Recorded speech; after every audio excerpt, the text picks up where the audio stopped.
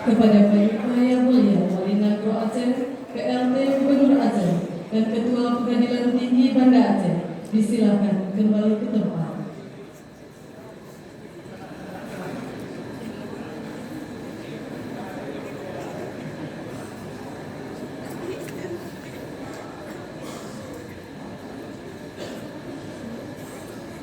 Aceh disilakan menempati tempat duduk pimpinan rapat.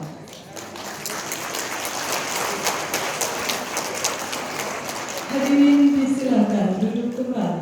Kami kembalikan kepada Ketua DPR Aceh, Bapak Haji Dahlan Jamaluddin SIP, untuk melanjutkan sidang paripurna. Kami persilakan. Sidang Dewan yang terhormat, pada kesempatan pertama yang berbahagia ini, kami sebagai Ketua DPR Aceh tidak henti-hentinya mengucapkan syukur kehadirat Allah Subhanahu wa Ta'ala atas anugerah perdamaian yang sudah berlangsung 14 tahun lebih. Kami menyerukan usaha dan ikhtiar kita dalam menjaga dan merawat perdamaian yang selama ini sudah terjalin dengan baik. Cita dan kehendak politik perdamaian sebagaimana tertuang dalam MOU Helsinki.